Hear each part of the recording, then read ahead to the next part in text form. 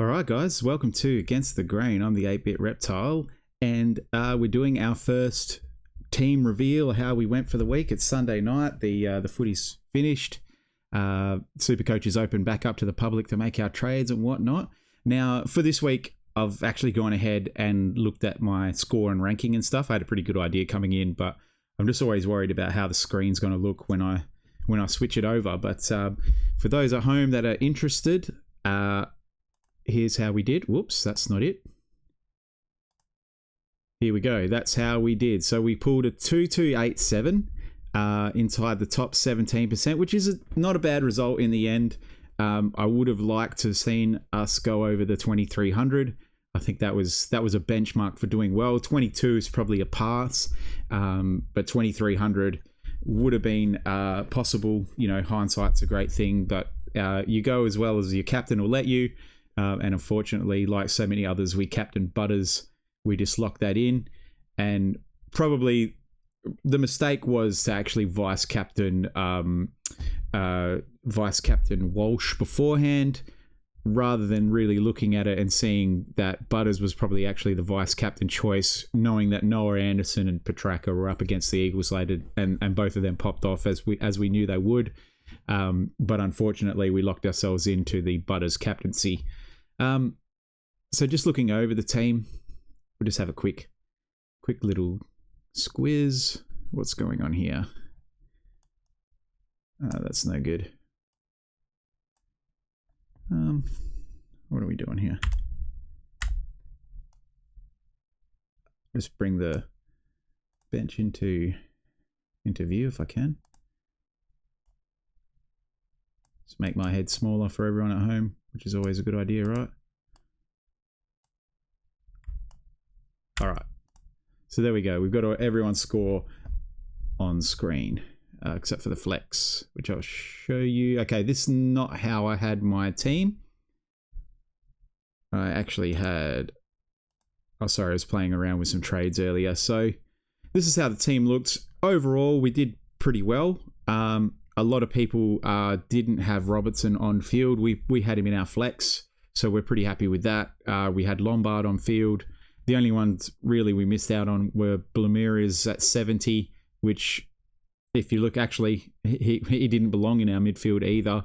But we just had Grilge and Lindsay on the bench. Sorry, Grilge, because Blackiston still outscored Grilge as well. Sorry, Lindsay. So overall, we're pretty happy with the team. We nailed most of our picks. We didn't quite get the captaincy right. We nailed our on-field. So we're in a position to make a strike anyway.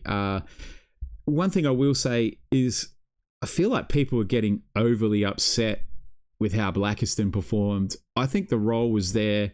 He gave 5 free kicks away, you know, which you'd hope he learns from. I was probably expecting around a 70 for a floor score for a ruckman, but 62 at the price isn't the end of the world, considering some of the others like in that price range that you could have taken. I mean, Windsor didn't do that well. He outscored Kitty Coleman. I mean, who else are you going to take at that price? That's Blackiston. And having said that, you know, you could have a McKercher or, you know, Philippou obviously failed. And, you know, Nasiah Wangani Malira scored really poorly. I mean, these are the guys that people should be upset with. I mean, Blackiston beat his break even. I'm not sure what you're expecting there, but anyway, I think it's totally fine. I'll keep him for another, you know, I'll keep him for another week and beyond. He's really just there to punch out a score like a mid-70s or an 80. You know, maybe a ceiling score of a 90, absolute best case. But moving into the top 18s, I feel like a lot of teams have a bigger problem than him, but that's enough on Blackiston anyway. The other concern, of course, is Goulden. For those that don't know, he looks like he's dislocated his shoulder, possibly requires surgery, but we're looking at least a month, if not maybe a couple of months, should he require surgery. So he becomes a must trade at this point. And the other one that I'm really kicking myself on is this Philippou selection. I mean, if you look at my very first video that I did, you know, of who to not take, it's do not pick Philippou. And then I turned around and the groupthink got in the way. His price was too tempting. And like many coaches, I picked him up and we paid the price, because what happened? It's a new injury, right? Every time this guy is off the field for extended periods of time, dealing with some sort of injury, and he wasn't, you know, sometimes he looks like he's coming back and he comes up. This time he just stayed off, and we really hate that pick. And rage trade incoming. Everything else, like, we're pretty comfortable with. You know, we picked Riccardi over Flanders. You know, Flanders got 100 and most did, but we've got Riccardi there for our ruck cover. So, you know, I'm really happy with that pick at 1% ownership. I think that's a win. I'd like to go through and, you know, sort of give everyone a tier score, but overall, we're pretty happy. We're pretty happy.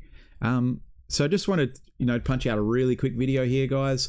Obviously, the trades should happen later in the week, but with Goulden, you know, now a must trade. I just wanted to go through what I was thinking, and obviously, I don't want players in an early buy situation. So, what I'm thinking, and you'll let me know, you know, what you guys think of this trade.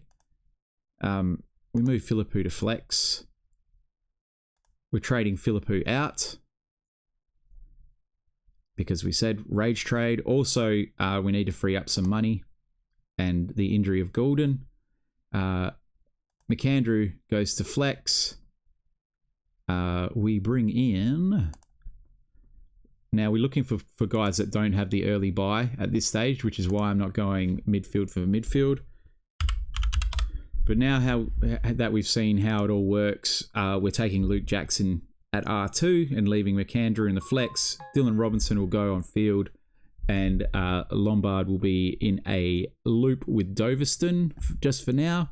The other thing I was thinking was maybe moving Petraka into the forward line and doing some sort of other trade. We've also got Braden Cook from Adelaide, who will give another week, but he looks set to be a good pick. But anyway, to make this pick work, what was his name?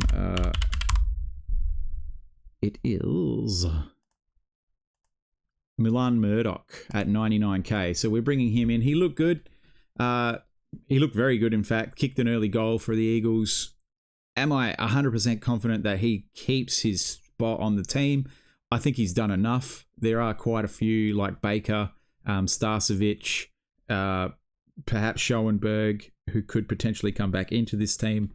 But the Eagles, you know, they're looking for players, and he was, you know, in the sort of top 5 best Eagles. So we're happy to take him there, and that's the early trades I'm looking at. Just to show that. Philippou out, call it a rage trade if you want, but I'm just saying I'm freeing up money combined with Goulden to be able to bring in Luke Jackson. So there we go. We confirm that trade. It's top 18 next week. So if we sort of move the magnets around, bring in Grilge in, it would be nice to be able to... It would be nice to be able to swing Grilge into the midfield, which we can't particularly do, which would be nice if we had another DPP like Cook. Obviously, Watkins did okay. Blamirias was really good. It looks fieldable. So we bring Lockie Neal in as the captain. I won't really talk too much on vice captains' selections. Put Gallup in there, and whoever, you know, we emergency Doveston or Lombard, depending on who plays first, and then we loop that in should we like the score. So that's going to do it, guys. Just a quick video. Nothing really to report. I'll make another video closer to selection round. Selection day. And yeah. Anyway, let me know in the comments how you did. What score did you get? What trades would you be making this week? I'm really interested. And also keep those team names coming in the chat as well. We might have a prize for the best one. Okay, thanks guys. I've been the 8-Bit Reptile. You've been amazing. See you later.